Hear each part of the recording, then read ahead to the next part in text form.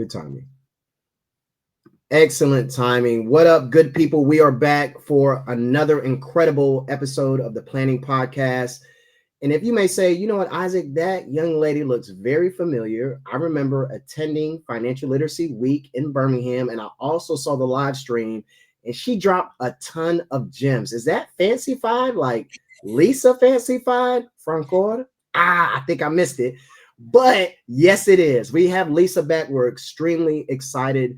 When I first met Lisa, I knew that when we were going to have a conversation about digital assets, her perspective, her energy, her intersection of the not only the language, but the land that we are paving real time, she'll be able to give us insight, but also confirmation that we're going in the right direction. So Lisa, what's happening? Oh my gosh. Well, what a pleasure. You know, Isaac, I wanted to commend you. My first time visiting the great state of Alabama was at your invitation. And, you know, I'll talk about the experience, the incredible experience of speaking to, you know, just incredible people. You know, clearly the city of Birmingham has been instrumental in the civil rights movement. And so, you know, for all of the folks that are tuning in, Isaac brought me to the Civil Rights Museum. Yeah, Civil Rights Institute, facts. Yeah. The Civil Rights Institute. And, you know, I got to be very much embedded in what transpired in order for, you know, civil rights, the civil rights movement and civil rights policies to be passed and the price that needed to be paid. So I am forever indebted to you. Me being of Haitian descent, you know, we are revolutionaries. I always lead, Isaac, with my name is Lisa Francoeur. My name is Lisa Francoeur, Francoeur for all my Haitians, my Haitians, and revolution is encoded in my DNA. And I think that that's something that we both share in terms of not only advocating, but willing to fight for our rights. And we're living in an interesting time where we're starting to see attempts at reversing the works that were done in places like Birmingham, Montgomery, and so forth. And so I really want the conversation to be about emancipation at large, because the reality is that, you know, your civil rights, your financial rights, your financial emancipation stems from your understanding of how to harness in a digitized world, harness technologies to create your own economies. And we'll speak to that in more detail as we unpack one of my domains of expertise, which is Web3. But thank you for having me. I am honored, I am privileged, and I am extremely excited to be with you. You definitely gave affirmation just in the first, let me look at the timer, it may have been 90 seconds of you speaking, because just as you mentioned, we are on this journey of liberation, and liberation comes with education. Education in action comes with trusting the person that you're receiving it from. And so we all know that you are a trustworthy source. And so we're incredibly grateful to be able to have you join us. Shout out to the Civil Rights Institute to being able to further the experience. I tell folks, you don't come to Birmingham and don't go to the Institute, then you ain't come to Birmingham, right? Yep. And so thank you for those remarks. And now we are up for the first question. So this is what we got, Lisa. Let's say you had an unlimited amount of money in an unlimited amount of time, what problem would you solve? That's a really good question.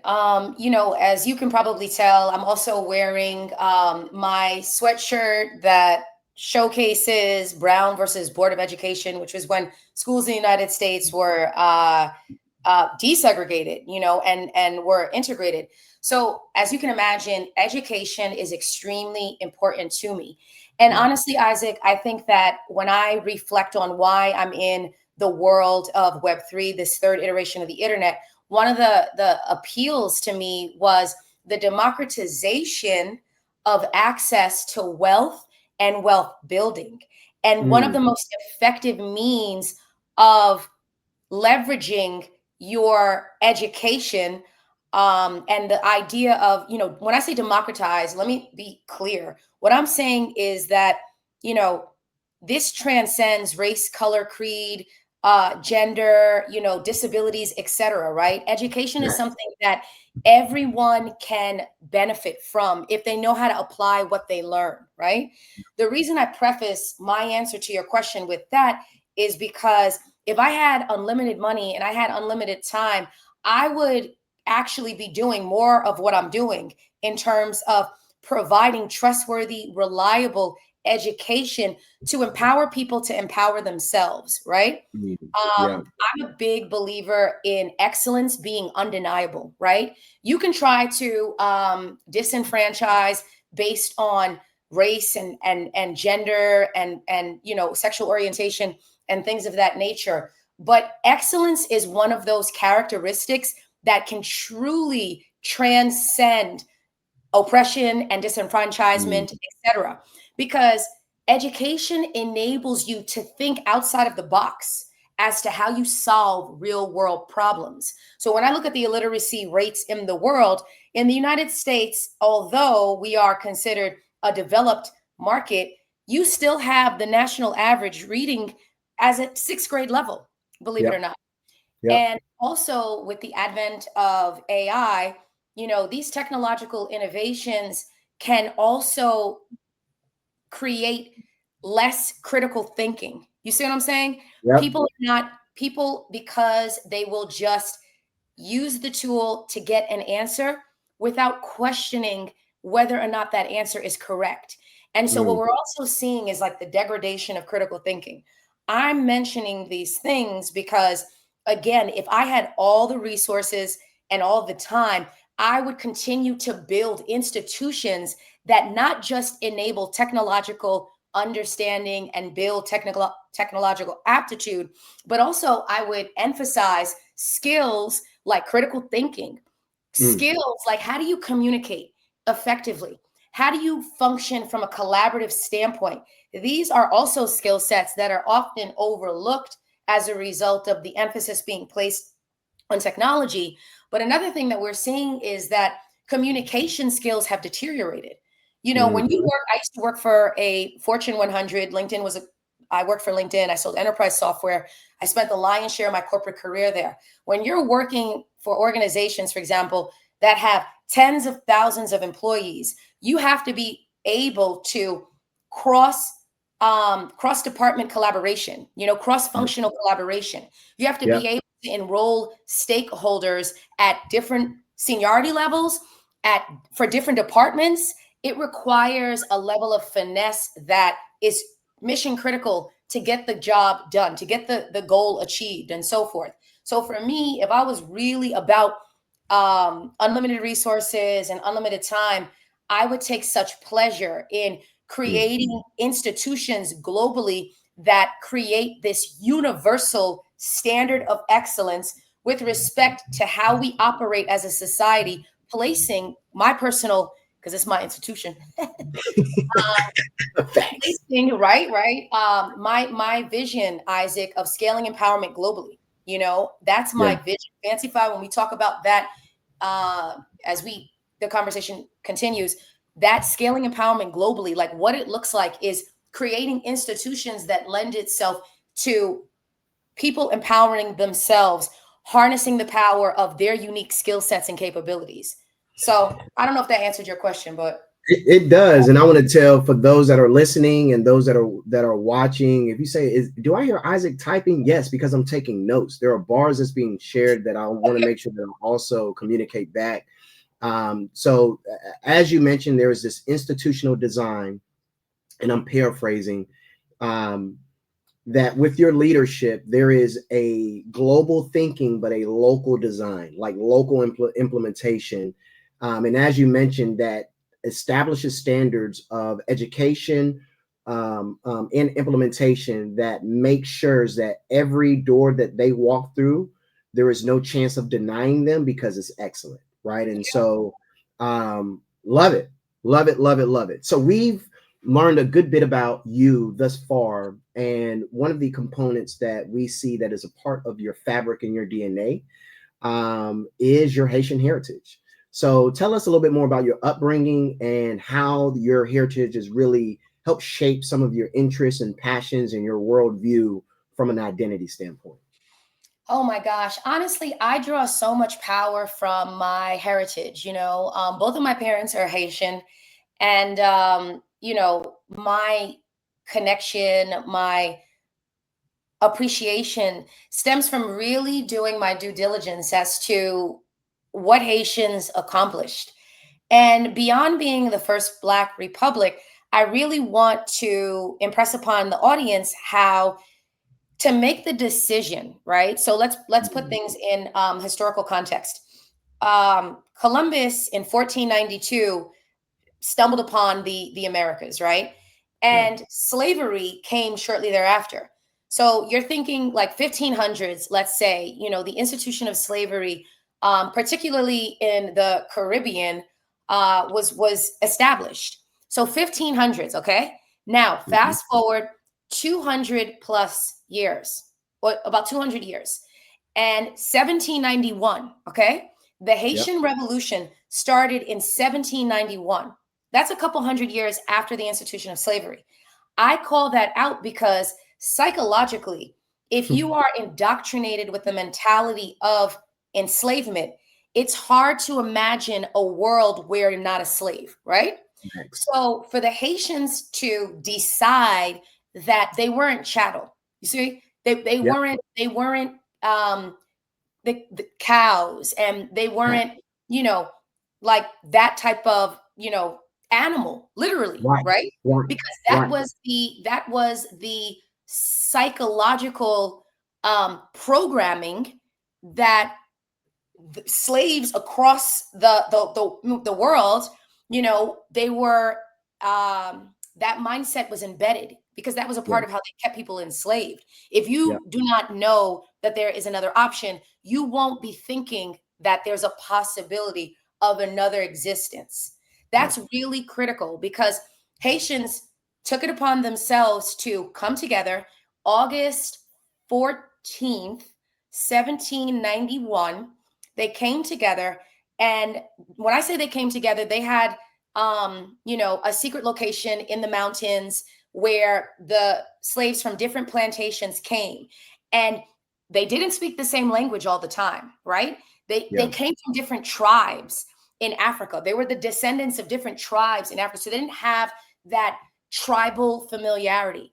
Somehow, some way, they were able, as a collective, to say enough is enough. We are agreeing to unify. We are agreeing to fight. At the time, Napoleon and the French army, which was the most powerful army at the time, and Hmm. they applied strategy. They were able to strategically, after they had this meeting of the minds, so to speak, on August 14th, 1791, where they decided, okay, we're going to fight till we're free. And Yep. I call that out because the origin story of revolution and the first and only successful slave revolt stems from that particular moment in time. The Yeah. actual fighting didn't start until I think a week or so later, the August 22nd, 1791, August 21st. Why do I know these historical facts? Because the facts are the facts. And Yeah. when you're thinking about where you draw power from, where you draw the gumption and the conviction and the certainty in your mission. For me, it comes from understanding that history. It comes from understanding that my people unified a disparate group of people. Ironically, if we used a Web3 reference, you have a decentralized group of people, meaning that they don't come from the same place, they don't speak the same language, and here they are coming together to create what has now become the first Black Republic. So I draw so much power from that. And also, I have a responsibility to carry the torch of emancipation, because the reality is you can not overcome issues, whether they be societal issues, whether they be individual, like self determined, restrictions. We think that we can't do this, we can't do that. You can't overcome any of that if you don't have a source of reimagining, understanding that the impossible can be possible. And for me and my Haitian lineage, that's an example of the impossible, excuse me, being possible. So for me, I don't want to let my people down, you Yeah. know, and I Yeah. don't, and Haitians, by the way, also, we sent delegates to the United States. Haitians fought in the American Revolution, Chicago, and please look this up, was discovered by a Haitian. The Louisiana Purchase wouldn't have happened. Louisiana wouldn't be a part of the United States if Napoleon didn't sell it in order to finance the war with Haiti. So how is it these people, they don't have weapons, they don't speak the same language, they're in different parts of the country. How is it that collectively they could come together and make these decisions and make it happen? So whenever I get tired, Isaac, whenever I, am feeling like, oh my gosh, I'm like, this is a Herculean effort. And, when you're in the future, like I'm in the future, right? I'm building, I'm a part of a group of folks that are architecting and engineering the future. When you're looking that far ahead, I'm looking 100 years into the future. I'm looking 10 generations. Where did I get that playbook from? Why do I have that much of a focus in terms of how the world is shaped and evolved and so on and so forth? It comes from my people. So, obviously Haiti has issues. I'm not going to deny the fact that today there are a number of complications and, things that the country, my country needs to work on. But I do not want to discount the power that I'm able to draw as a result of my intimate understanding of the historical facts that led us to become what we became. I love it. I love the prompt of where do you draw power from. I know that our audience is a range of someone that they could be an attorney, they could be a CPA, they could be an entrepreneur, could be an aspiring entrepreneur, could be a father, could be a mother. That grounding question of where do you draw power from? I think that is something all of us need to revisit. But it also displays, just as you mentioned, this appetite for facts that you feverishly, right, are proximate to, and which essentially gives you the level of certainty and confidence whenever you do speak about your why. It is felt first, then heard, right? Like, oh my goodness, and so and that's what we all need to have, that fire. So really appreciative for you for saying that, and the crypto drop in there as you did in regards to the analogy, because as you were explaining it, I was like, was Haiti the first DAO? Were they the first? Those like just they came. Oh, interesting, Isaac. What's a DAO? Because not everybody knows. We gonna get into it, but ultimately it is a decentralized autonomous organization, and so there is a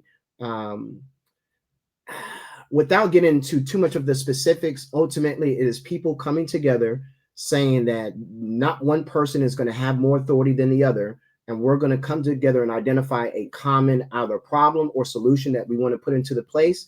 And through this mechanism, this infrastructure, this governance, this allows us to do that to where there is we'll just say a imbalance of authority and power, which is the decentralized aspect of it, right? And so it's all right. I was about to get it. Let me stop. All right. So, which we'll get into some of these terms, but that's why I wanted to say that, because like, we came together. We may not say the same language, but we want the same result, right? And so that's incredible.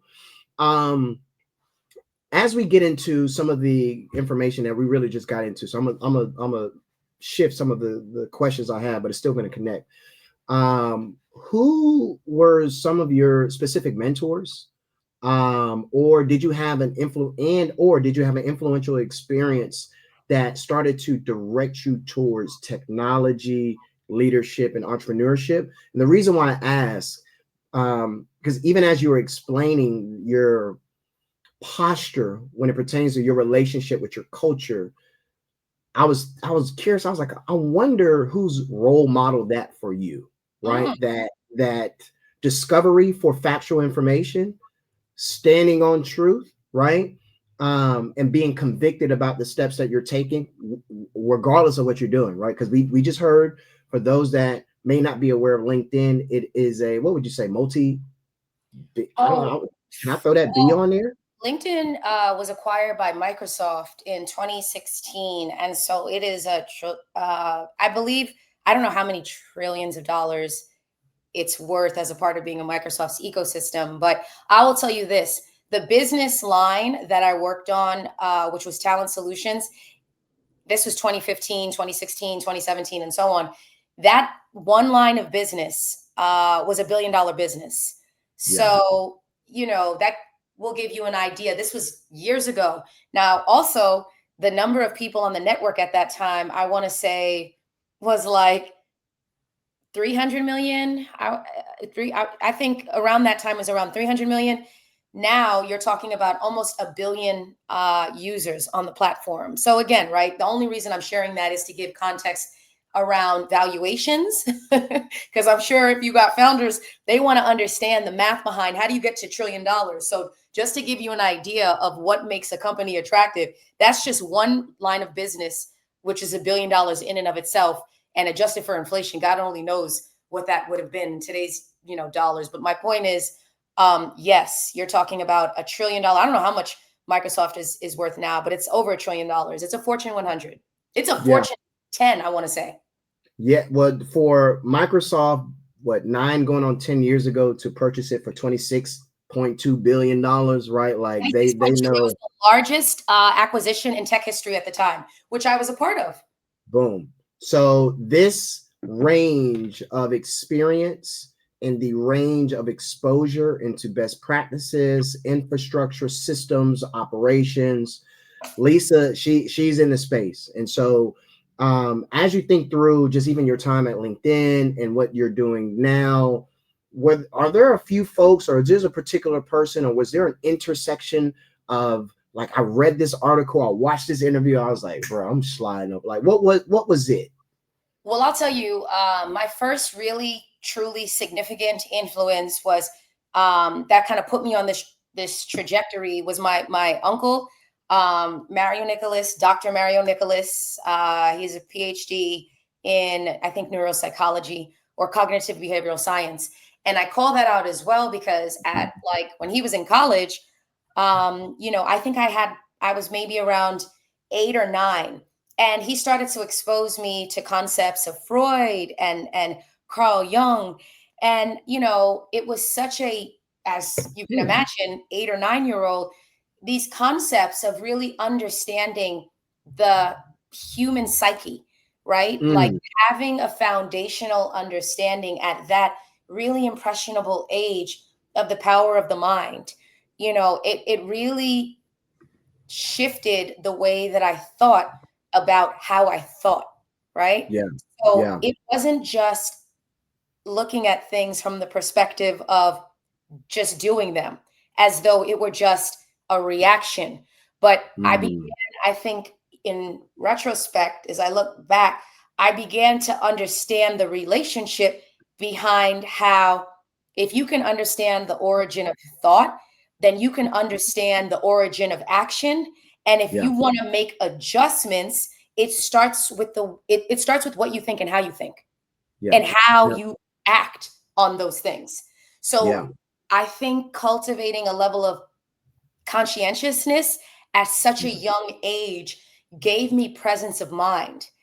Yeah. And he was very much too about me being independent. He was very much about not letting my intellect, my ingenuity, my resourcefulness be my economic driver. It wasn't like that.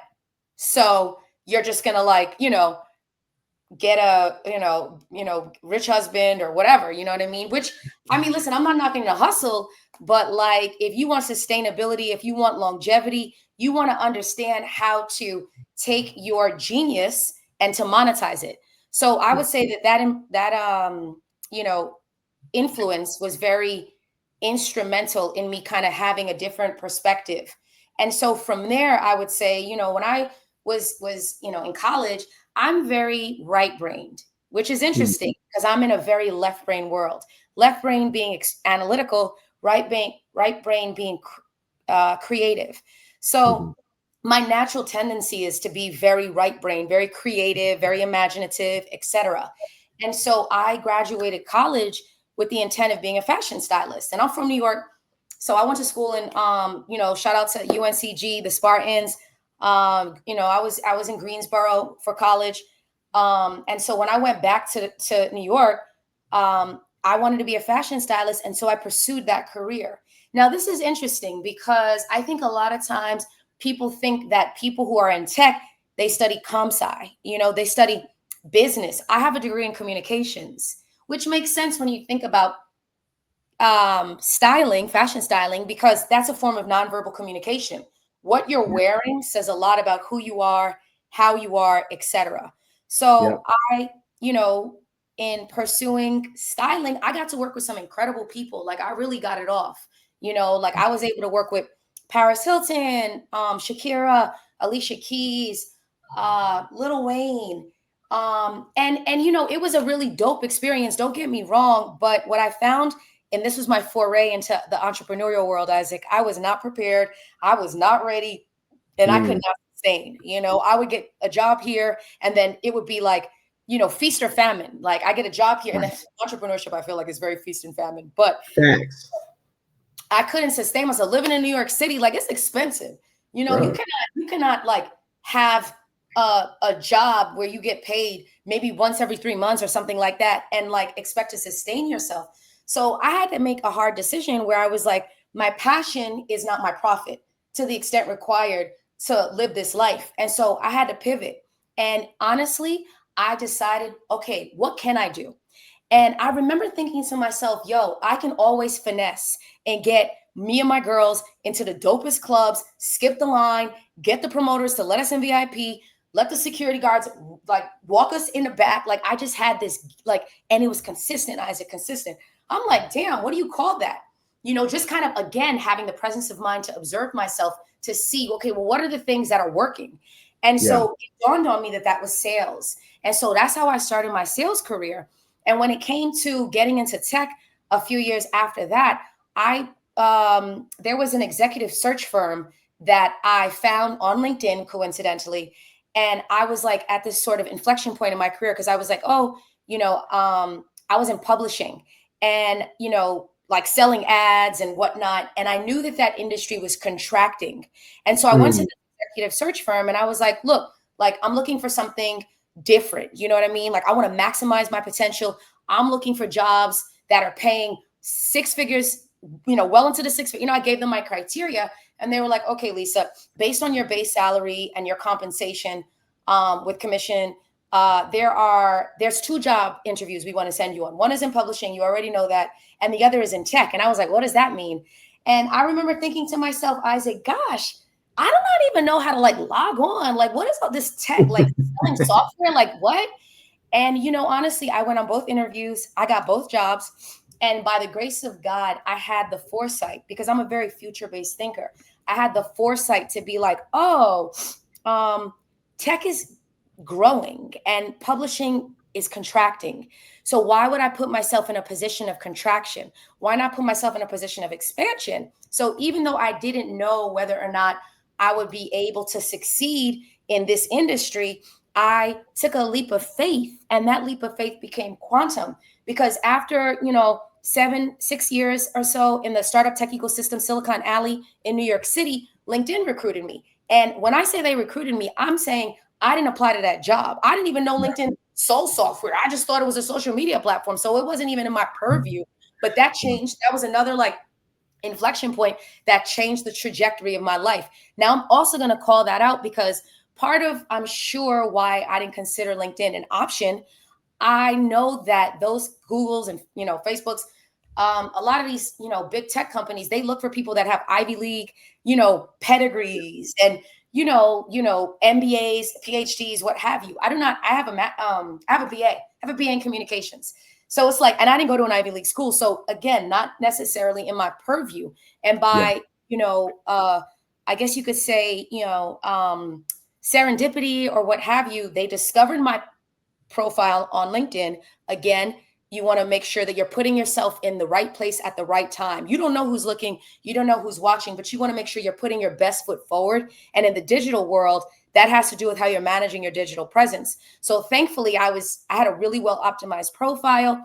I was visible for the types of opportunities they were looking for.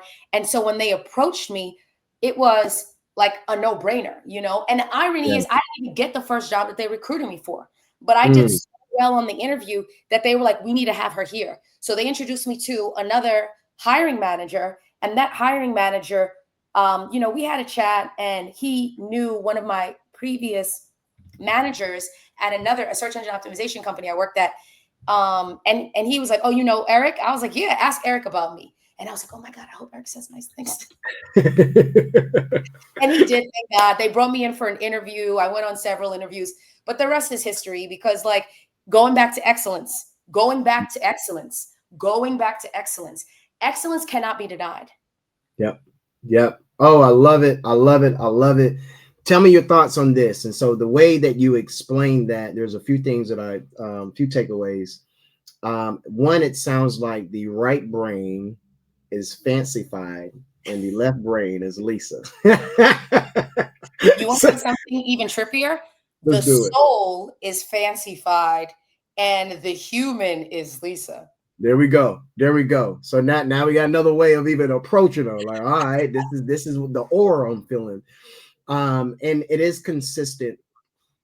Just as you mentioned before, that you're thinking 100 years in advance, right? And so there's a pattern of, I compare it to running around a track, right? And so you have people that's on the straightaway, then you got folks that's on that curve. You're ahead of the curve. And so even when you look behind you, you're not even going to see where they are because they're still on that straightaway. And so that is consistent in regards of your proximity to digital assets or just technology, but also consistent in your comment and really just recognizing the fact that, okay, this area of publishing is contracting. Let me get ahead of the curve. Yeah. Technology looks like so there's a theme there, right? And so just wanted to point that out and shout you out. When did you first become aware of blockchain, crypto, and digital assets? Let me tell you something. And this is another best practice. Don't be the smartest one in your crew. You know, like I'm very well read. And I'm not trying to toot my own horn, but you have to be in order to be a subject matter expert, to be authority. And, you know, I'm very, very grateful that I've been exposed in my life to so many brilliant minds. And I'm going to shout out my co-founders, you know, like Nina Blankenship, who is our CEO at Crypto Tutors, one of the co-inventors of DeFi All Odds, which we'll get into. You know, her and I started our career at LinkedIn January 1st, 2015. I remember this like the back of my hand because, you know, not only did we start our career at LinkedIn, and honestly, we were top performers, you know, like we had an understanding of one another's work ethic, but we loved each other. Like it was really one of those situations, not to be like love at first sight, but like we locked in. And her and I are very value aligned. And I call her, you know, I shout her out for a number of reasons. And one of them in particular is introducing me to our third co-founder, Moedi Nubi, who has a PhD in statistics. He trades utilities for Fortune 100. Imagine this, a professional trader. Okay. So anyway, you know, trades utilities for Fortune 100, has been in Bitcoin since 2013, had the first penny auction, interestingly enough, to accept Bitcoin as payment. So this kind of goes to show you like the level of brilliance between the two of them, right? Because, you know, Nina is extremely left-brained. I must say, she's a finance major, and him and her, they met at in college, and he was her statistics tutor. So my point in mentioning that, and I'm using just two examples of incredible influences that put me on game, because in 2020, we're in the midst of the pandemic, and Nina knows me to be somebody who has a vision of scaling empowerment globally. I'm always thinking about what are the practical applications of scaling empowerment globally. So she had the foresight to put Moedi and I, who's all about financial empowerment. He's Zimbabwe American. I'm Haitian American. He and Nina's Japanese American. So we are all descendants of immigrants, and you know, all of us are first generation. So she put Moetti and I, we all got on a call, a meeting of the minds. And, he started to unpack the burgeoning world of Web3. He started to explain how decentralization and using Bitcoin and the consensus protocol, and I'll explain what that means momentarily, but just explaining how Bitcoin was a better way to do money. And the fact that it wasn't beholden on a centralized authority meant that there was a democratized access to participating in this ecosystem. To give you an example, and a lot of times people talk about, real world use cases, remittances, sending money home, sending money to, different places, not just domestically, but abroad. So for example, the GDP, 20% of Haiti's GDP comes from people sending money home, people sending money to Haiti, right? Yeah. So he was explaining to me, Lisa, imagine being able to send money within seconds for next to nothing. Of course, that makes me go, that was mind blowing. And he really made it like so that Nina and I could see the future. We had a crystal ball based on his understanding that really gave her and I pause. And obviously, there's a financial incentive, right? If you know how to move, right? At this point, for example, Bitcoin was at $20,000. At its peak, Bitcoin now, fast forward 5 years, is at 124,000, I believe, at its peak. So just to give you an idea of the tens of thousands of percent it's appreciated, right? So Moetti was giving us the game basically. And Nina and I, were like, wow, we got to get into this.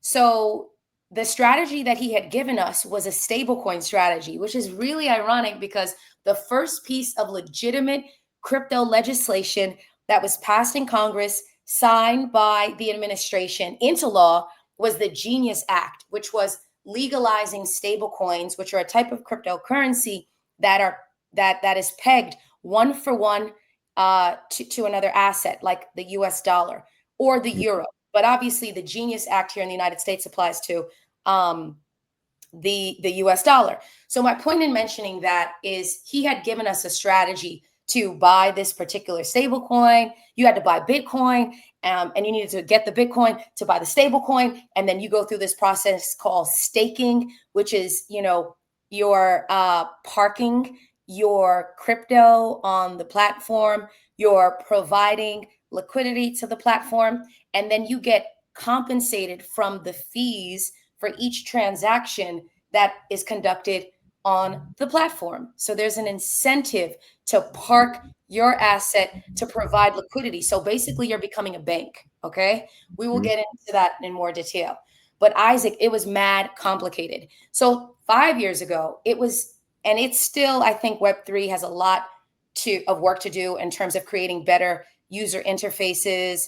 The user experiences can be clunky and can be complicated, and just the barrier to entry is knowing what to do, because you can't reverse things in this world. So anyway, we tried to onboard ourselves, Isaac, and we couldn't. And we're not like engineers, but we're technical. You know what I'm saying? Like we're technologists for real. So we were like, let's go to YouTube University and see what's what. Let's see, there's got to be somebody educating people on like how to make these transactions, how to make these moves and trades and whatnot.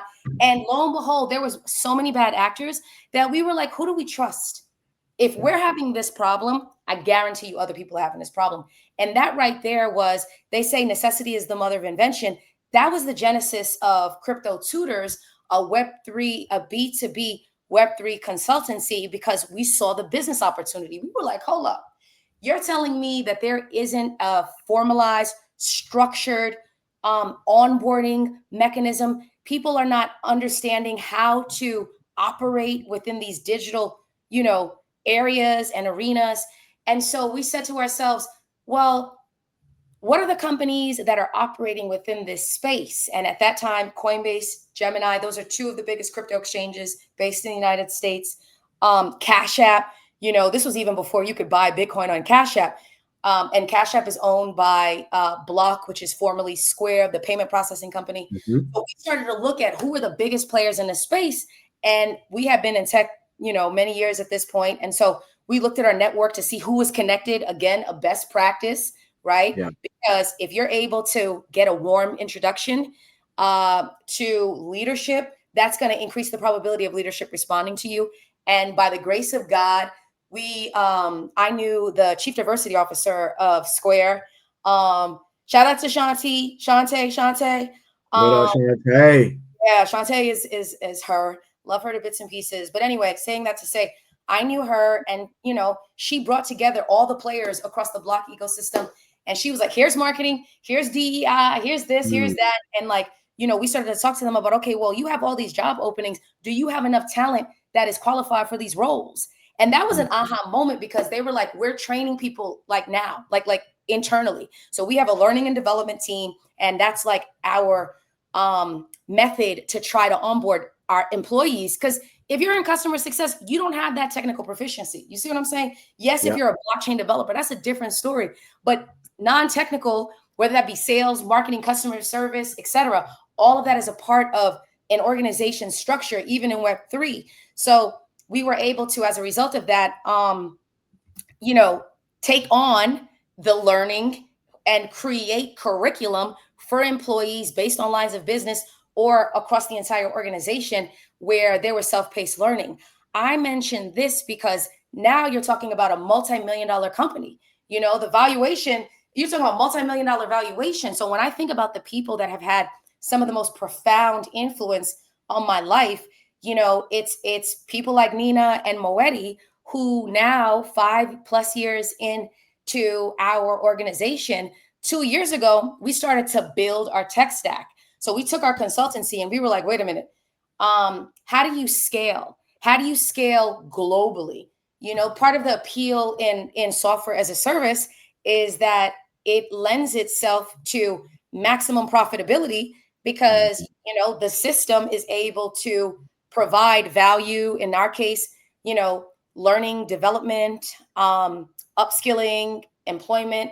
And so with that understanding, we developed a platform called DeFi All Odds, which is a technological innovation that did not exist, because we have a utility patent, which is also important for my founders out there in terms of valuations. Your intellectual property has everything to do with your valuation. Utility patents are extremely difficult to secure, because again, whatever you're building has to be so unique that there is no precedent for it, at least none that people thought enough of to protect it.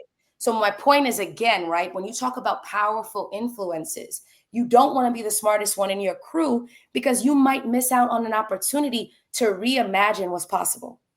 Facts. Love that. And a few things I want to point out, the power of relationships, and being where your feet are, because as you've been able to establish different relationships, if it's either in college, well, I got to shout out Unc in regards of setting the tone. So shout out Unc.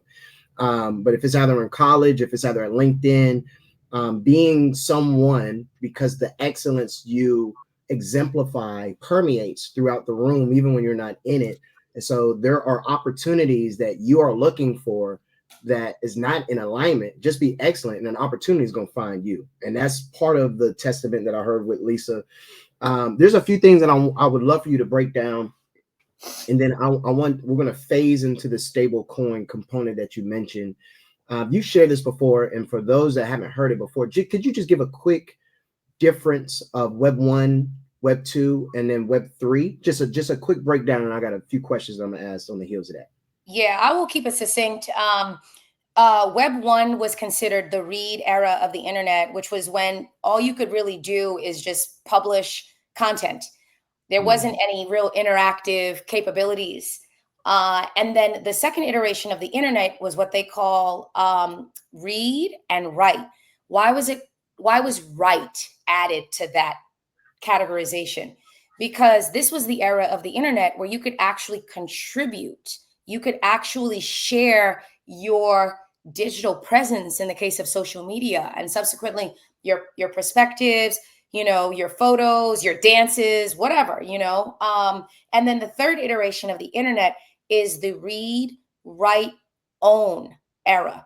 Now, the reason why own is a part of the Web3 ecosystem, because your digital identity belongs to you, which means that if I were in the world of Web3, if we're just going to use some familiar examples, I can't right now in Web2 move my digital identity from Facebook to Snapchat to TikTok to Instagram. Now, in the case of Facebook, Facebook and Instagram and Threads, they're connected, but your digital identity across those different social media platforms is not, you can't transport it. There's no portability associated with that digital identity. So what does that mean? It means that these closed ecosystems enable the Facebooks and the Twitter, the X's, the Snapchats, etc., to take all of the data that your presence on the platform is generating and capitalize on that data, because they sell your data to advertisers that market products to you. And this is how a lot of the revenue from these companies comes from advertising. How is it that you can have a free presence on Instagram, right? You know how much technical infrastructure is required to stand up that platform and to keep it operational 24/7 indefinitely? You know how much money it takes to do that? But they're not charging you a subscription fee. Now with the verification, I think you can pay a fee for the verification. But my point is, for most people, they're not doing that. So they're just participating seemingly for free. But your data is one of the most valuable commodities that you never heard of. Most people have never heard of. And so this is why there's such excitement and enthusiasm with the world of Web3, because the ownership of your digital presence enables you to monetize on your presence. So you have the ownership of your identity, and then you can choose what data you sell, what data is commercialized, what data is not commercialized. You have a lot more flexibility. You have a lot more ownership, and also the notion of creating your own economies. This is very important for people to understand. We're living in an era of people not being employed for 25 years at a company anymore. Matter of fact, and this is also something I want to call out, the unemployment rate for the Black community, is 7.5%. The unemployment for the brown community is 5.3%. And the national unemployment rate is 4.2%. How do you make sense of the disparity to me? What is happening where these particular communities are experiencing the highest layoffs? So that, to me, talk about signaling of what's to come. That, to me, is an indication we need to be thinking outside of the box in terms of how we generate revenue for ourselves. And again, going back, Isaac, to the third iteration of the internet, when we think about the digital presence, our digital presence, how much time we spend online, and the greatest opportunity to generate a return from our online activities, the third iteration of the internet is where it's at. Yeah. This is good. You actually centered on something that I was going to align aside. The Web 1, Web 2, Web 3 was the economy created out of each, right? And so, of course, with Web 1, as you mentioned, it being write only, and so, there are a few examples. Read only is Web 1. Read only. Read only. A few examples, which I still plan, some now to make some money. It's like, let me go buy this domain. You know what I'm saying? Right. So, and then as well, once you get into Web 2, that's when we've been able to have more opportunities to interface, communicate, TikTok, YouTube. Now there's this monetization tied to content creators. So there has been an economy tied to each iteration. Even when you think about DoorDash or Lyft or Uber, right? It connects you and allows you to be able to essentially provide a particular service. Some of the cloud service aspect of it, like all of it, there's an economy tied to each iteration. So now as we get into Web 3, one of the economies, as you mentioned before, which is, I would also share, is a blind spot that has been intentionally ignored because they've been able to commoditize it, is these remittance fees, right? And so Western Union, MoneyGram. There we go. Cannibalizing the amount of money that the recipient receives. Right, right. So to your point, I want to say globally, on average, it's about 6%, 5.9% roughly in regards of just the remittance fees cost. So if you are in, I think Argentina would probably be good example. If you're in Argentina, there was a time in which imagine having a dollar, waking up the next day, and now that dollar is worth 45 cents. Right. Hyperinflation. Right.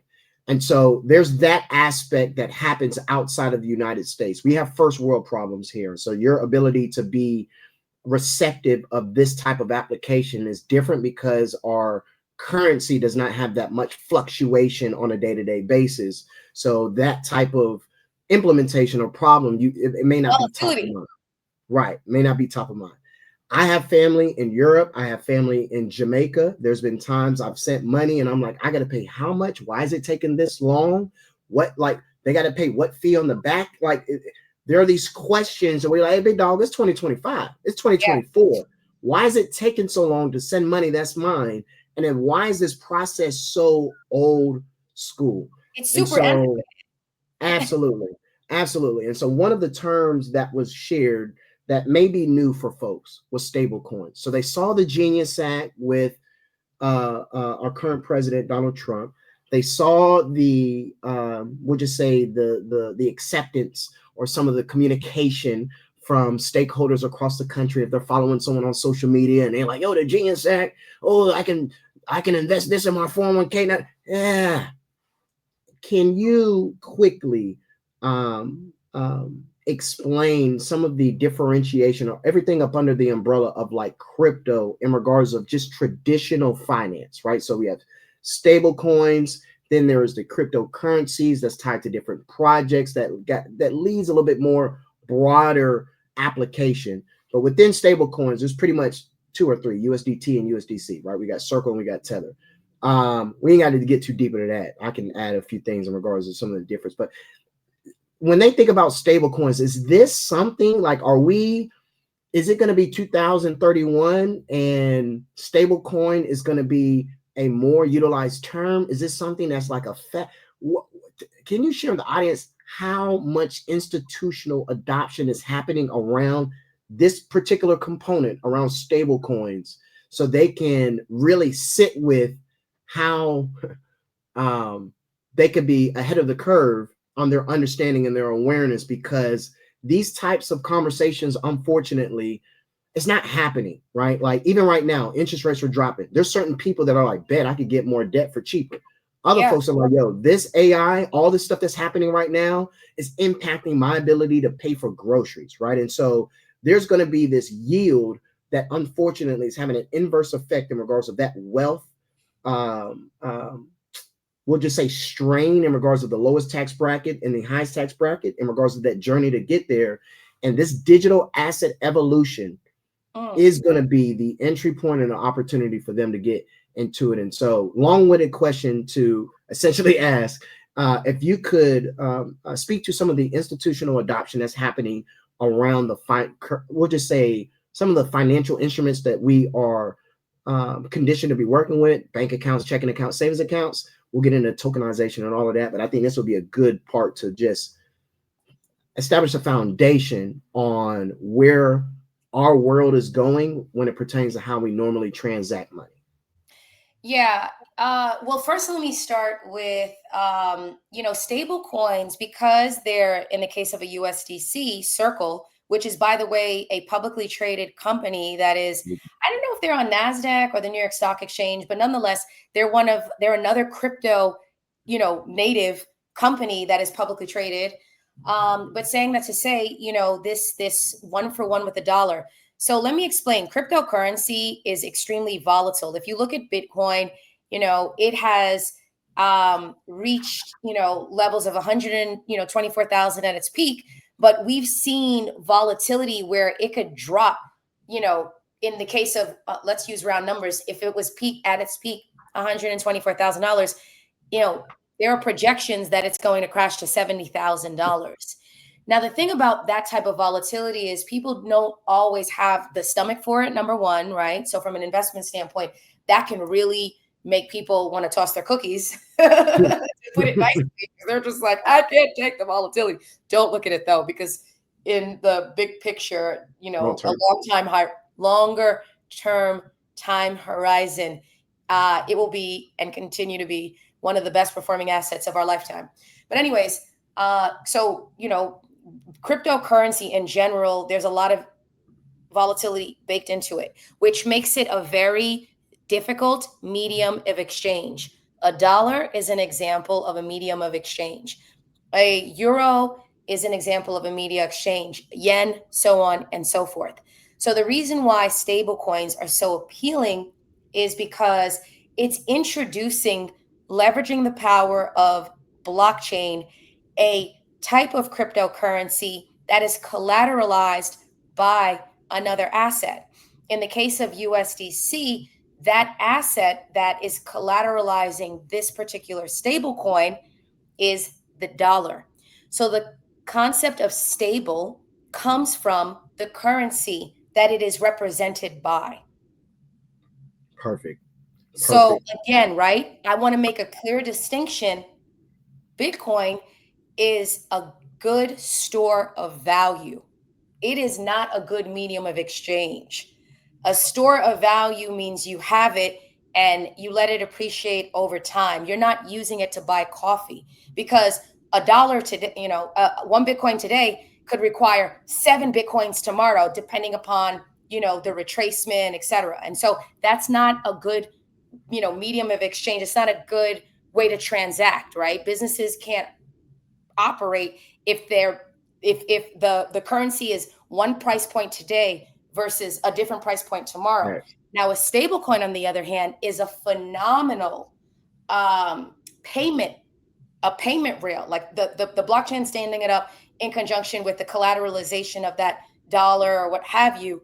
That is a phenomenal medium of exchange, right? Because it's a digital representation, in this case of a dollar, if you're talking about USDC. So that right there creates a global mechanism that USDC or USDT can be used. It's kind of interesting because it actually will buoy, right? It'll lift up the dollar, because Yep. that particular stable coin, like a USDC, backed by the dollar, the more it's in circulation, the stronger the dollar becomes. Does that Yep. make sense? Yep. Absolutely. There's a lot of banks that are excited about this Genius app because that allows them to take less pressure on the dollars that they have because of the reserve requirements that they've been able to have in regards And of that just allows them dollar. to bypass Swift, right? Boom, That boom, that right there, boom. the Swift like architecture is so old, right? Like you Yep, trying to send money, it takes 7 to 10 days. It's yep, ridiculous. So to yep. bypass that antiquated infrastructure and to leverage the payment rails of blockchain, you have inherent transparency, you have inherent peer-to-peer networking capabilities. It's not beholden to a geographic localized operating system. It becomes universal because the internet is universal. Facts. Facts. This evolution that's happening that we're all experiencing, part of the reason why there's been so much well, let me back up. I think one of the issues that Bitcoin ran into is that the marketing around it was commingled, right? It was like, yo, is it a store of value? Can I buy coffee with it, right? And so it took folks like yourself to say, no, that ain't the best long-term use of this, right? Like it's more of, so that's one of the commingling that we've all seen in regards of having a trust factor that can even be established because they put the wrong label on it, right? Because they just see it as, I use it the same way I use my US dollar, right? And so Sure. appreciate you sharing that. But Isaac, in countries like El Salvador, the Bitcoin is legal tender. So just for Yep, like context, the dollar is legal tender, but so is Bitcoin. And so yep, they are buying and selling amongst them within the country. So, I mean, look, I think personally, I see Bitcoin, it's a commodity here in the United States. Part of what has enabled institutions to take positions in Bitcoin, in Ethereum, is that the CFTC, I forgot what the CFTC stands for, but Isaac will fill you in on that. But the CFTC, the Commodities and Exchange Commission, essentially is governing Bitcoin. That means that Bitcoin is like gold. That means Bitcoin is like oil, whatever commodities. Insert whatever commodities. And I call that out because now, back in 2024, the Bitcoin ETF and the Ethereum ETF, they were approved, which enabled institutional money to come into the market, which also provides more stabilization, right? Talking about stability. But Fidelity, Grayscale are two entities that have ETFs. And to your point earlier around the administration recently acknowledging that you will be able to buy Bitcoin with your 401ks, saying all this to say that the legitimization of the asset class, like all these, developments are legitimizing the asset class, but you have to have a good understanding of what is the right use case versus the wrong use case. Now, Right. yes, Bitcoin has been used and was popularized in and through remittances, but stable coins would probably be a better vehicle for sending money because it doesn't fluctuate as much as Bitcoin, and holding Bitcoin has a higher likelihood of appreciating the longer you hold it. So making that distinction in terms of how do you think about your investment thesis, right? Not that I'm giving investment advice, but I want to educate your listeners, viewers, etc., on how they can think about these new digital asset classes and the exposure that they can get. Maybe, Isaac, they do not want to buy Bitcoin direct. They don't want to go to a Coinbase. They don't want to go to a Cash App. They don't want to go to a decentralized exchange to acquire, crypto. They want to go to Fidelity, and they want Fidelity to do, custody their Bitcoin. The point is that, like, there are a lot of different ways for you to participate in this ecosystem. You're talking about a $3.4 trillion market cap cryptocurrency. The last time I checked was just like a few days ago. So the point I'm making is that, we are still in our infancy. This is a very we're in the beginning stages. It's not too late to participate, but your education and your understanding is going to determine how profitable you can be in this space. Yeah, absolutely. Absolutely. And that's a really good foundation. Because just as you mentioned, there's so many institutional adoption. If it's Visa, if it's Stripe, like everything at least Visa has a stable coin play. That's another thing from the business owners that are out there. Stable coins as receiving a payment, diversifying how you accept payment. Like, this is happening now. And that's it. And so, if your algorithm of information is not exposing you into this type of dialogue and insights and updates, now right? Like, now that where things are rolling, and so real quick, the blockchain, right? So how would you explain what blockchain is to a ninth grader? Well, blockchain is a digital ledger, right? What does that mean? It means that it's a system of records. It's a digital system of records where transactions can be recorded. Those transactions don't have to be currency oriented. So in the case of Walmart has the largest private blockchain, and they use it for supply chain and logistics. And that is because the transparency that is permission based in a private blockchain, you can have different permission settings, but record everything that's going on and limit visibility based on your own criteria. So that's an example of a private blockchain. Isaac, there are 4 different types of blockchains. There's private blockchains, like in the case of Walmart. Onyx, I believe, is JP Morgan's private blockchain. There are consortium blockchains, which Tiffany, LVMH, they have in this consortium blockchain. They're using it to prevent and counteract fraud, or counterfeiting. counterfeit. Yeah, yeah. There are hybrid blockchains. So healthcare, so the digitization of medical records is, medical records and the ability to share patient information across networks is very, very difficult. It's a huge tens of billions and billions of dollars is lost as a result of the lack of proper recording. So there are healthcare networks that are using hybrid public-private blockchains so that public patient information can be accessible, but private information can also be accessible. And the hybrid blockchain, public-private, is creating a level of interoperability, meaning that you have disparate networks that are able to communicate with one another in a level that they've never been able to do so before. Then, so we talked about private, we talked about consortiums, we talked about hybrids, public. And I'm going to really dig in on public because Bitcoin is a public blockchain. So when I talked about a system of records, this digital ledger, the phenomenon associated with Bitcoin, this peer-to-peer network, number one, anyone, anywhere in the world that has access to the internet can download the Bitcoin code.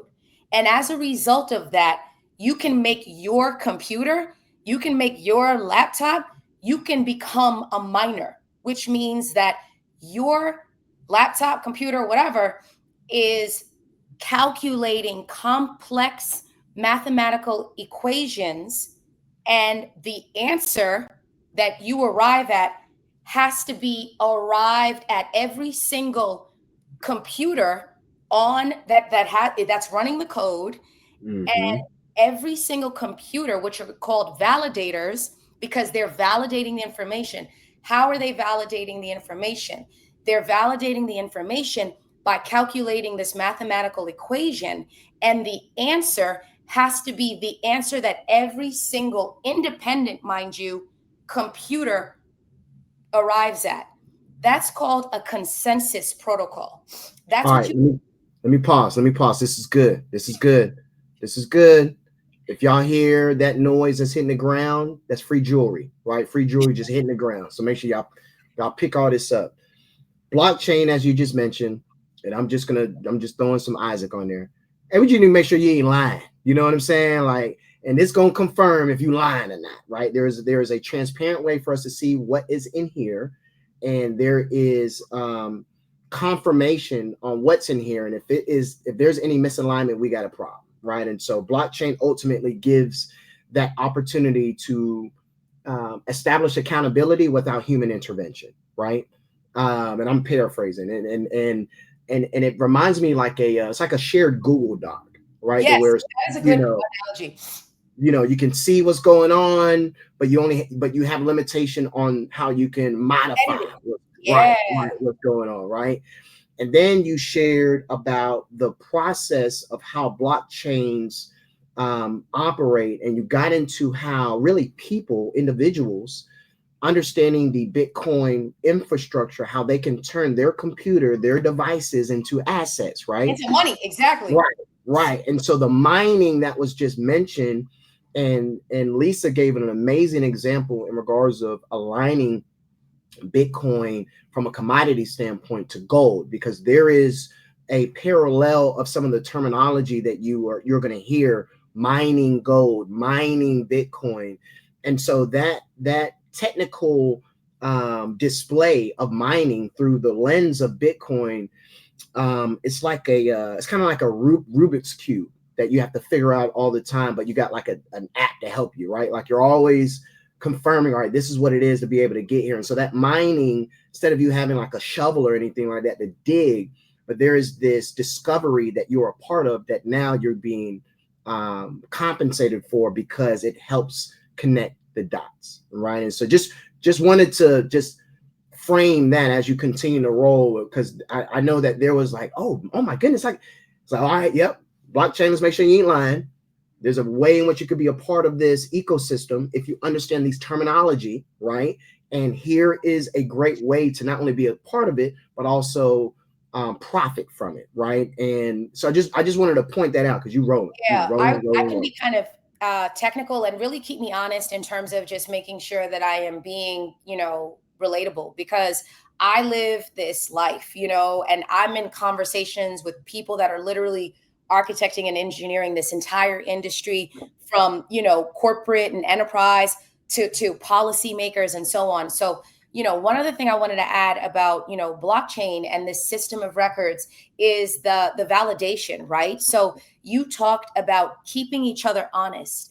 Unfortunately, human beings, we are fallible. We have a tendency to, record information inaccurately. Sometimes that's intentional in the case of fraud, and sometimes that's just accidental in the case of negligence and oversight and what have you, right? But it's true. It's like, we are fundamentally, flawed. And so the thing about blockchain is that there is checks and balances.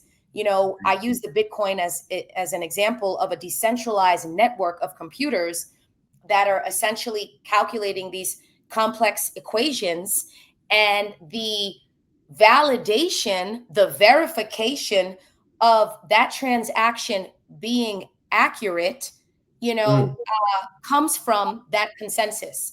Everybody, there are, thousands, millions, probably now, millions of, computers calculating these equations all over the world. They operate independently, yet they all arrive at the same conclusion. That is the only way that that transaction is validated as legitimate. So the double spending. So part of the allure with Bitcoin, yes, it's a peer-to-peer network, but also it eliminated double spending. You can't send what you don't have. So that level of accuracy in terms of how the system operates is a phenomenon. And the fact that everybody can participate who has access to the internet, who downloaded the code, or even who wants to just transact and they bought Bitcoin and they want to send it, it just creates this very democratized, going back to democratization, this democratized access to participating in this digital ecosystem, where you're not prevented or excluded based on Blackness, based on womenness, based on disability, whatever the thing that causes marginalized communities to be marginalized. None of that applies. And the last thing that I'll say to you in the case of the Bitcoin network and the notion of decentralization is that there is no single point of attack. So I talked about private blockchains. In the case of a JP Morgan, in the case of, what's another private blockchain? Whatever private blockchain, there's a single point of attack. If a country is running a blockchain, there's a single point of attack. So this decentralization decreases the probability of being able to attack it, because it becomes that much more difficult, because every single block of data, that consensus is validating that it corresponds to the previous block. And that's part of what makes it almost unhackable. Yeah. The one thing that for our audience, and then even as I'm hearing you explain this, that is continuing to show up as a theme, is that this institutional adoption and implementation is tied to minimizing risk, right? And so them trying to minimize their risk in regards of fraud, in regards, like, all this is tied to risk and being more efficient, right? And so Lisa's giving these examples because, again, you may not go to yahoo.com and see this JP Morgan, see the Visa update on why these companies are implementing it, which is actually going to get into it's perfect. It's just perfect transitioning, because you're able to give the real-time example of the private blockchain, of how, again, minimizing risk when it pertains to their supply chain, right? Walmart needs to make sure the amount of products, the destination where it needs to go, all of that has a level of fidelity that they can trust, that human intervention cannot manipulate for their own benefit, right? And so there's been a lot of that.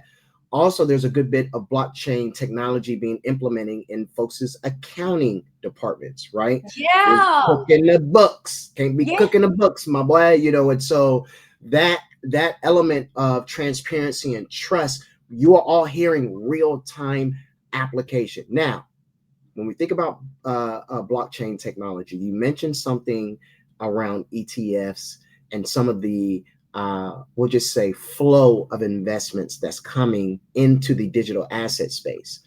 Now, we hear blockchain technology, and a crypto that you hear in alignment with blockchain is typically Ethereum or Ether, right?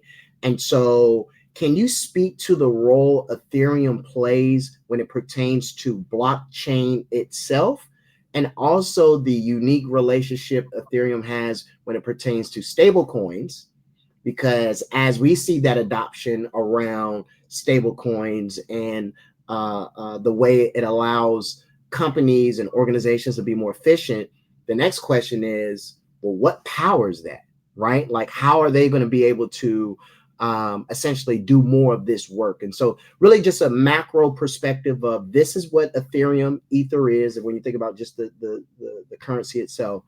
But in relationship with the blockchain technology, this is why you probably you've been hearing Ethereum blockchain, Bitcoin probably a little bit more by itself, right? Like this is probably why you've been hearing this this community of Ethereum and blockchain spoken about together. Well, let me put it to you like this. I think that Bitcoin has become a store of value. We talked about the parallel to gold, and really Bitcoin is known as digital gold. When you talk about Ethereum, the phenomenon with Ethereum was the advent of decentralized applications, right? The phenomenon of Ethereum is that it is known as the virtual machine, right? Ethereum virtual machine, EVM. And that virtual machine created programmability, and that programmability is what led to decentralized applications. And so when I think about the foundation that Ethereum has provided to protocols like Solana, Solana is also one of the most popular protocols, but it was birthed out of Ethereum. It is, I don't know if it's a layer 1 or a layer 2, but essentially these Ethereum stepchildren, let's call them. Oh, that's a crypto joke there. They have unique properties, they have unique characteristics, but they're birthed out of Ethereum. They're Ethereum, stepchildren, or grandchildren, however you want to say it. But my point is that the programmability associated with Ethereum has created a much richer ecosystem. And when you talked about, you sort of floated the idea of tokenized assets, right? One of the most interesting applications of institutions playing within this third iteration of the internet is the ability to take an asset like a commercial property, to take an asset, whatever asset really, and create a digital representation of that, often in the form of an NFT. Why an NFT? What is an NFT? An NFT is a non-fungible token, okay? When we talk about fungibility, in the case of a dollar, the denomination, if it's $1, if it's $5, no matter what you get, if it's in that denomination, then a dollar is a dollar is a dollar. A Benjamin is a Benjamin is a Benjamin, right? So it's fungible, right? Meaning that it doesn't have a unique property, right? The denomination is the dictation of its value. Now, on the flip side, when you talk about non-fungible, what that means is that it is one for one. And I wouldn't be me if I didn't bust out in a rap about it. So here we go. And if NFTs be royalties in perpetuity, because artists get paid off that market, that be secondary. And to think that revolution kicked off with them crypto kitties blows my mind, but it is what it is, and it be what it be. When we talking NFT, we talking IP. Power lies in maintaining, controlling custody. Fortified by blockchain technology. Yo, what we talking about? We talking about sovereignty. There's more, but you get the gist. Blah, blah, blah, blah, blah, blah, blah, blah, blah, blah. sovereignty, right? So going back to NFTs and the whole tokenization of real world assets, I always like to use the commercial real estate example, because if we're trying to buy $100 million commercial property and the barrier to entry is $10 million, if you were to create an NFT, that NFT, because of the divisibility of blockchain, we could reduce the barrier to entry to $10,000, and you would get an NFT that authenticates and validates your ownership, because that NFT would have a unique identifier that checks the accuracy of how much you own in that NFT. So now you're not only enabling more people to participate in these asset, in these asset bearing acquisitions, like these assets that are going to increase in value. We're able to participate more. Going back to democratization, more people are able to participate in these opportunities. So my point in mentioning that is, when we talk about the tokenization of real world assets, a lot of that is being built on the Ethereum chain, the Ethereum blockchain. And because of that, you saw that, one, you have an Ethereum ETF. So people who are wanting to get exposure, they can do their Fidelity, Grayscale, et cetera. They can get the exchange traded fund exposure. Or, when we look at the $10 trillion is what Larry Fink at BlackRock has said that the tokenized real world asset market cap is going to be $10 trillion. A lot of that is going to be built on the programmable blockchain, which is Ethereum. Did that answer your question? Absolutely. Hey, you landed the plane right where I wanted it, because I wanted that inverse of a utility as we think about Bitcoin, Ethereum, but also the context that you provided on how Ethereum has plays a foundational role into, as you mentioned, some of the programmable components that's tied altcoins to. would not exist without Ethereum. There would be no altcoin.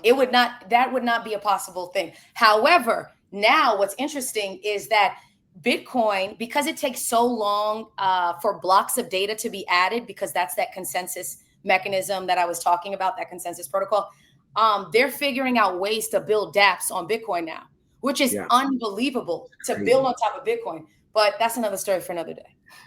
Well, I think this is incredible, because the not only the tokenization, which is a term, right, as Lisa was just explaining, it really expands opportunities and access, because now you get a piece of things that sometimes wasn't necessarily accessible. For those that know us, we work with professional athletes, coaches, and things of that nature, and there has been more information and dialogue around just name, image, and likeness, and tokenizing future earnings, tokenizing access to different broadcasting deals. Like it's getting really interesting. And then those that, you may even follow Robinhood, right? He was the CEO was just interviewed. He's been on a few different platforms, and he's talked about tokenizing stocks, right? That gives you a broader access point. Now it's 24/7, not versus just when the markets are open. And so there is real time application that Lisa is pointing out in every aspect of her perspective that you can do research yourself and see. But I think if anything, start getting comfortable with this information, and that's going to be part of the next question. I got a few more questions. I mean, you may have to send me an invoice. How much free jewelry? I know. I'm like, damn, this is like legit consulting. I'm holding court. What's up? Look, come on. Sure. You see what I'm saying? He's going to school. You know what I'm saying? Facts. And I'm so glad you said that, because I want our audience to know that there is a downloading of information that we're going to extract from these experts that it's going to feel like work to them. Like, hey, you need to send me a scope of work, big dog. You get it because that is the information. Unfortunately, because I can call Lisa, y'all can't. I can call her. And I can get some feedback, and I'll keep it moving. You know what I'm saying? So we wanted to compact this 90 minutes of information with you being able to walk away why she is the way she is. That's why we started with who she is. And so that part right there, you don't have to worry about if you could trust her or not. You don't have to worry about if she's doing her research or not. So, leading to my next question, because I almost went into a whole rant. How do you keep yourself current in Yeah. an industry that moves so quickly, right? Like, what you don't have to name your sources, like, I go here, here, here, but like, how do you keep yourself current? And then, if there's any best practices that you would like to share, and then the last question, I'm gonna leave with just going to drop this in the drop in chat, as they like to say. What up, chat? I ain't on none of them platforms. Where do you see the future? What do you see in the future in regards to just blockchain technology? And then, if there's any information that you would like to share representing the work that you provide at Defy Odds, because we do have CEOs. We have a few CEOs that we just interviewed. We just had an interview with the CEO not too long ago who had a nice exit, and he talked about business valuations and multiples and reoccurring revenue. So we have a nice spread of industries represented and experts represented. So if you could speak to where you stay proximate, or how you stay proximate to the information in this industry, what you see for the future, and then with the merch you rocking. Of course, we love the sweater. We actually have that at the Civil Rights Institute in regards of the image and the history around it. So yeah, I thought about that. I was like, come on now. I gotta represent for the set. You know what I'm saying? Come on now. And then if you check the brim up top, you see the Defy All Odds as well. So if you could just go in and give us the salute on Defy All Odds, the work you're doing, and anything that you would want the audience to know. Gosh, I feel like that was 6 questions. Okay, so what's the We'll first start with the first. We'll start with the first because Yeah, I got to be a good host. How do you stay current? That's a really good question. And you know what's interesting? I just came back from the Congressional Black Caucus, and I was invited as, one of the subject matter experts that was brought into even closed sessions to talk to congressmen and women about, the utility associated with these technological advancements, but also to how does the Black community ensure that it is able to participate in the creation of these new economies, and not just from a employment standpoint, but from an entrepreneurial standpoint, and so on. And so I preface what I'm about to say with, I don't have a choice but to stay current, because I am not participating in conversations that don't have serious ramifications around what I say. In other words, I am literally sitting at the nexus of technological innovation, business commercialization, and policy, right? Here's the thing about crypto. Crypto does not have a market structure bill. So what does that mean? The Genius Act right now is the only piece of law that we have governing crypto that was enacted into law. So that's it right now. Yes, there's Fit 21. Yes, there's the Clarity Act, which is a market structure bill, but that hasn't been passed into law. So my point in mentioning all of that is, in working with corporations, that are literally building the infrastructure. Isaac, I have a lot of insights. The same way you could call me and be like, yo, what's good, is the same way that I can call policy team members at Coinbase. Shout out to Veronica Hash, shout out to Darren Carter. I can talk to the general partner at Coinbase Ventures, Jonathan King. By the way, they're all Black. Flex. Boop. Now that there aren't other people that, No, it is good. You know what I'm saying? All right, boom. Good to call that out, because we have a good amount of Black and brown folks that are listening. Young folks, we're in the classrooms all the time. They're hearing these terms, and for them to know that the major decision makers at these multi-billion-dollar entities look like them, it's a big deal. So thank you for calling that out. Proximity is possibility, right? And I'm sharing this with you because I have intimate relationships with the leaders at these organizations. Like, another thing is, and I will direct people, because trustworthy, reliable educational sources is vital. This is also an industry. And part of the reason I think that the US government historically has been so apprehensive and really reluctant to crypto is because the perception is that there's no consumer protection. The perception is that it's used, crypto that is, for nefarious purposes. By the way, cash is the most, the dollar is the most used in illicit. Fraudulent. Absolutely. It's Just the keeping it US dollar. 100,000 with you, right? Facts. So, Facts. but my point is that, my resources, I have, intelligence I'm able to access as a result of having relationships with, Mara, right? And I mentioned Crypto for the Culture, and that is a conference that Crypto Tutors organized for the past 4 years. And it is the world's largest diversity and inclusion conference in Web3. Now, the nature of the discussions isn't about, inclusion and diversity as much as it is about utility.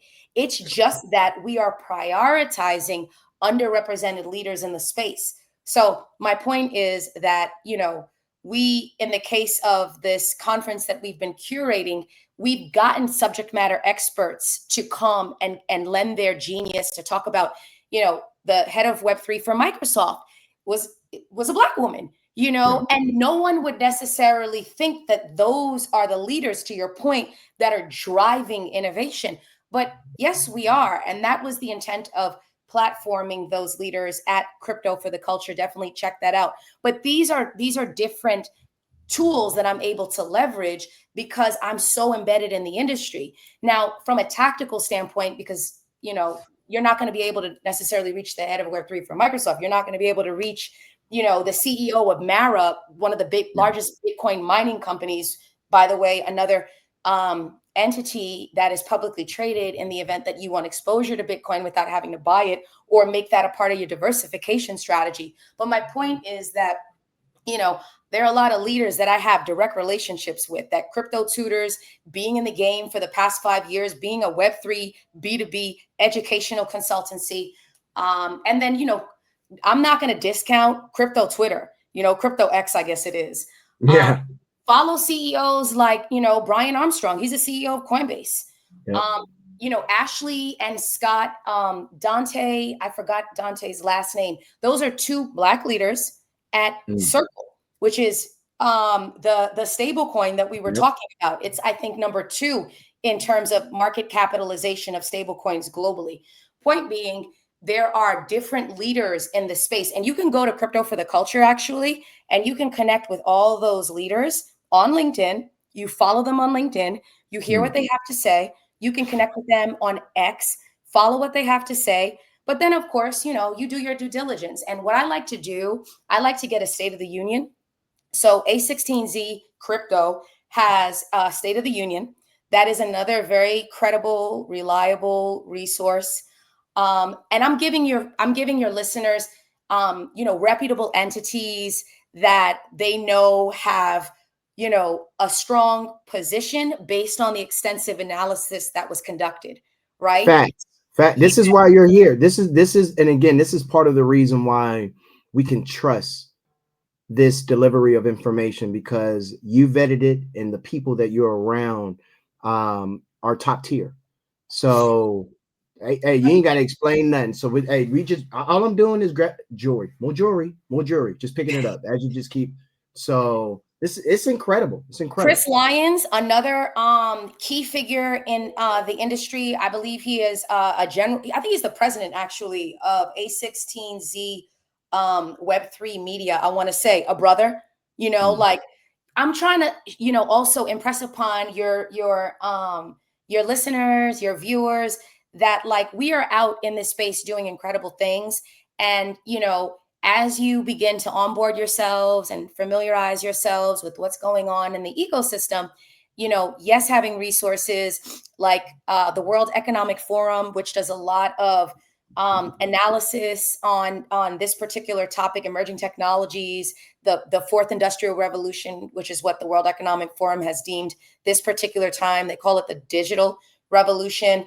McKinsey, Deloitte, KPMG. These are all entities that do a lot of due diligence. Matter of fact, I'm gonna also give your listeners an AI tool called perplexity.ai. Definitely put that in the comments or what have you. Perplexity.ai is a like a data analytics tool. And if you put in a prompt around, okay, give me the State of the Union on crypto, it'll run an analysis to gather insights. Obviously, you can also use Grok, Grok, which is Elon Musk's AI. There is Anthropic that makes Claude. It's Claude.ai, I believe. Obviously, a lot of people already know ChatGPT. Gemini is Google's AI. But the reason I'm giving you these different tools is because another best practice is to see what the different AIs have to say and then cross-reference. Yep. Cross-reference this information to see, am I missing anything? Have I overlooked anything? So those are different tools. And then Bankless, Bankless. I love the Bankless podcast. Okay. They do such it is technical, it is complicated, but the more you hear the terminology, the more comfortable you will become. And so that's another tremendous resource. They do a market roll up, they call it. So every week they do a market roll up across the entire Web3 ecosystem. They're very, they're Ethereum, very pro Ethereum. They do a whole analysis across the ecosystem. They do phenomenal reporting. And then chain analysis is also like a great resource. Chain analysis is like how would I describe it? Chain analysis is like it scours the like Etherscan. It scours all of the blockchains, and then it provides analysis similar to what a quant would do at a hedge fund. Wow. And at our fingertips. Huh? And this is at our fingertips. Some of it is paid for, but yes, some of it is right. Well, we know one thing that we talk about here. Studio. Let me drop chain analysis, because again, right? Okay. I think it's this one. I dropped it for you. Okay. And I'll be sure to in our program notes, because we'll have this on YouTube. We'll make sure all of these different assets, we have the links to them as well. And then in the way that you drop it, we need to make sure that you got like a Fancyfied code, you know what I'm saying? So we could track the foot traffic. I'd be very curious. And also follow the Crypto Tutors. You know, the Crypto Tutors consist of myself, Nina Blankenship, Moetti Newby, Keenan Irving Benning, our lead engineer. Shout out to him. He be putting me on game. You know what I mean? Like when I need like briefing, essentially, he gives me a briefing. And obviously, again, going back to like, resources that are not necessarily accessible to the masses, but like follow us, keep up with our journeys, because you want to follow the money, but you want to follow the people that are architecting and engineering the future of this world, that are like legit. It's very easy to get rug pulled. We are in a grifter season, meaning that mofos are out here starting projects, running it up, cashing out, and running away, running off with your bag. So anyway, you want to be very discerning, and going back to critical thinking, you want to be very mindful of exercising that critical thinking so you're not getting got. Yeah. What would you like to share that you may not have shared this far in regards of the state of the union around digital assets? Or you could say, hey, let me tell you about the future defy all odds. And this is how I want your audience to be a part of this movement.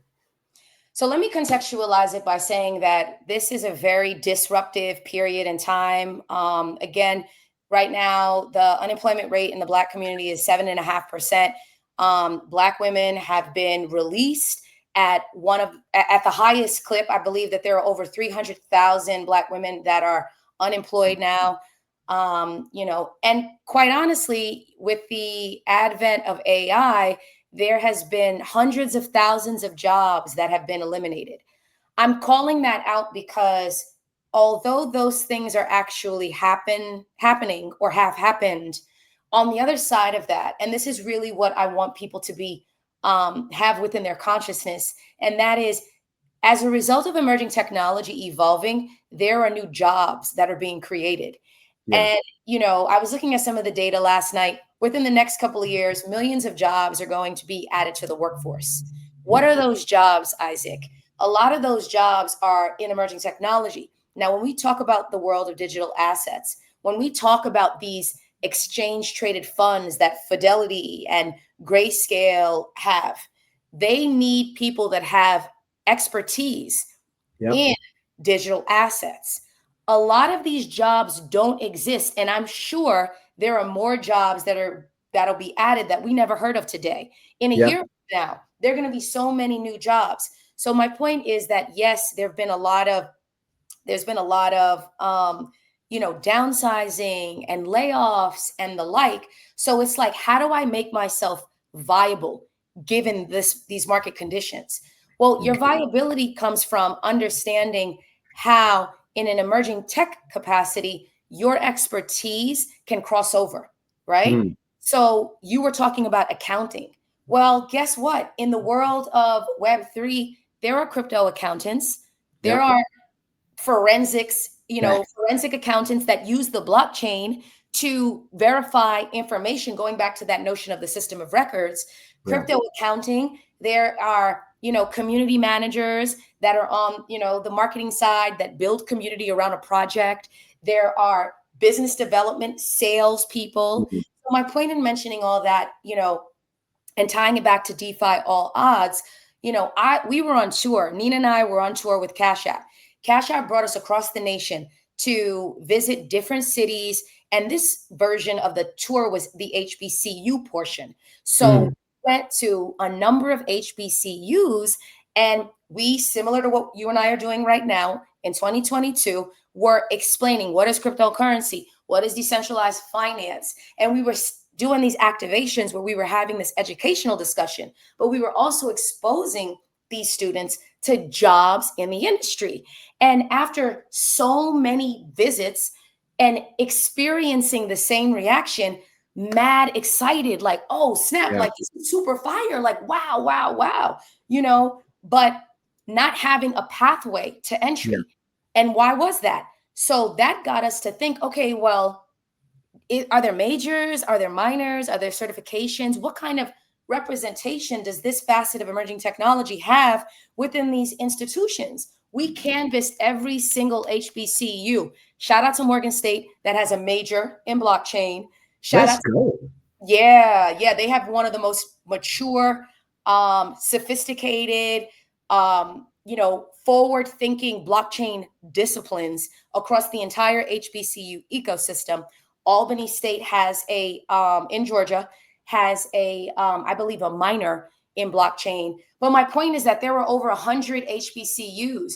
I named 2 that have a major and a minor. Even though we know millions of jobs are being added to the workforce within this domain, the signaling of those ETFs, the Fidelity adoption, all that institutional money that you're talking about coming into the marketplace, the laws that are being enacted, as all of this is going on, what do you think is happening as a result? More people with this expertise are needed.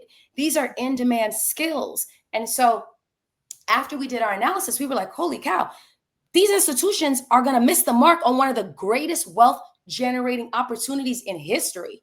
And that's not just from an employment standpoint. That's from an investment standpoint. That's from a builder and an entrepreneurial standpoint. So we went to the National Science Foundation and we said, we have this idea. We knew that the National Science Foundation had one of the acceptance rate is less than 4%, for context. It's the most competitive federal grant in the nation. So we got 330 plus million people in the world, in the United States of America. Well, when you have less than a 4% acceptance rate, you could do the math on what percentage of the population actually gets the funding. Right. So anyway, the National Science Foundation is known outside of the competitiveness for technological innovations that don't exist.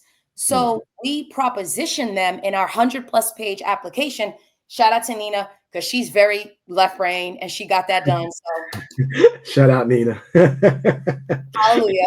But yeah, so phase 1 of the National Science Foundation application, we outlined a technological infrastructure that would begin with an assessment, because we knew that people couldn't apply to a position that they didn't know existed. People couldn't upskill for a position that they didn't know existed. So that career discovery, right? That was vital. So we, in our application, and thank God we won our phase 1 and phase 2, we raised over I guess, upwards of $1.5 million Let's in go. non-dilutive capital from the National Science Foundation to create DeFi All Odds, which is a Web3 career assessment. And so, based on your hobbies, you select your hobbies, and then the system will give you job functions that are matched to your hobbies. It uses advanced statistical methods, going back to the two PhDs on the team, Moetti, and shout out to Tapello, who Moetti has a PhD in statistics. Tapello has a PhD in statistics assessments, and I think methods. So, our assessment uses advanced statistical methods to dynamically generate career recommendations in Web3 based on your hobbies. We know that if people are excited and interested, they're more inclined to stay the course, to get Yeah. the qualifications, to Thanks. stay the course and getting the opportunities, etc. So we have a Web3 career assessment. Now we're building out the upskilling portion, which will leverage agentic AI to provide individualized tutoring. Not to get all into the secret sauce, but the point that I'm making is you have career discovery, you have upskilling that is matched to the career discovery, you have proof of qualification, where even though you may not have worked in the industry, you can create a portfolio and have within that portfolio projects that demonstrate your proof of qualification, so that hiring managers are able to recruit you from within the platform. Because guess what? We have relationships with Fortune 500s that range, and you can see that we had the head of talent acquisition for Fidelity speak at our conference in 2023. You have companies like Fidelity, you have we have relationships with companies like Fidelity right now. We have Coinbase and Block in our beta. So my point is that you have companies that are able to recruit the talent. So we like to say, we're matching qualified talent to opportunity in emerging tech at scale. So we're really trying to provide the pathway to profitability and alignment with the future of work, so that people are not beholden to a degree that is no longer, viable to the extent that it was before the advent of all of these emerging tech innovations.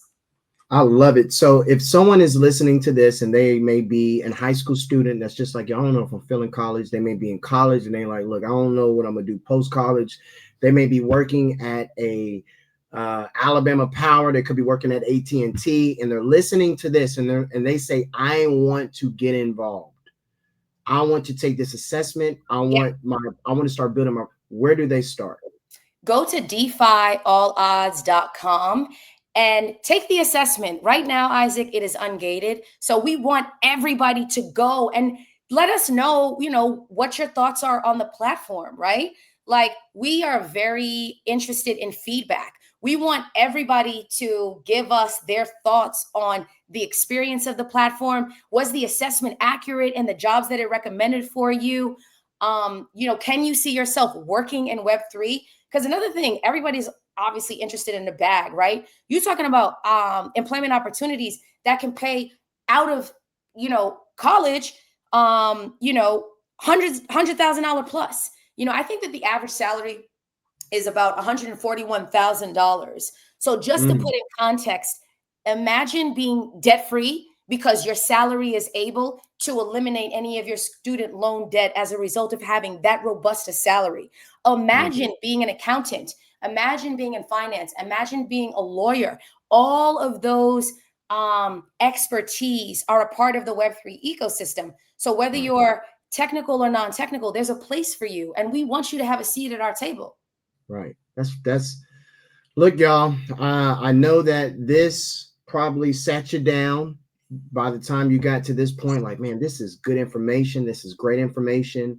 I got a few areas to start. If I'm a little apprehensive about like owning my own asset or custodying my own asset, I got a few entry points if it's either through Coinbase and a few different companies that was already mentioned. I'm learning more about this application of stable coins and how efficiency is written within this whole technology and protocol. And so then there is this shift that we see real time when it pertains to workforce development and some of the opportunities that's really not been presented as opportunities, but is more so like, oh, they're going to take my job. But no, we got to lean into it, right? And so each of these verticals that we've established, discussed, explained, there has been tangible ways for you to be a part of the movement. And the richest way that I've heard and seen thus far is for you to go to defyalodds. Hold on, let me put it back up. I ain't playing with y'all. To go to defyalodds.com, get a better understanding of who you are and how that translates into this Web3 world. And then that could establish the initial step for you to start an intentional discovery process that allows you to be more pragmatic and effective and efficient with some of your interests in this space that can be more sustainable during the long term versus it being like, oh, I'm just trying to make a lot of money. We like making money, let that be a byproduct of the work that's required, right? And we so like to say we come for the crypto, but we stay for the technology. Facts. Facts. Lisa, this has been incredible. Thank you again for your time. Thank you for your expertise. Thank you for your discipline, because none of this would not be what it is and what it has been if you did not spend time silently working behind the scenes, gathering information, making phone calls, taking notes, challenging any type of ambiguity to ensure that at the end of the day, wherever you land, it's going to be on truth. So thank you for that. We appreciate the right brain and the left brain of Lisa Fancyfied, because when it all comes together, it is something that is beautiful. So thank you all for joining us for another incredible, power-packed, informative, inspirational podcast. We're going to have Lisa bite, because with all this evolution happening within these digital assets and an announcement, and it may be even something like, hey, yo, hop on for 20 minutes. Let's just talk about this news article that just came out based off what you see. Let's hop on and talk about X, Y, and Z. And so there will be more of this. Make sure y'all stay tuned. Make sure you stay locked in. And at the end of the day, make sure you stay planning. We'll holla at y'all. Holla, holla, holla. Let's get it. Easy to forget all the noble words you said when you get down to the bottom.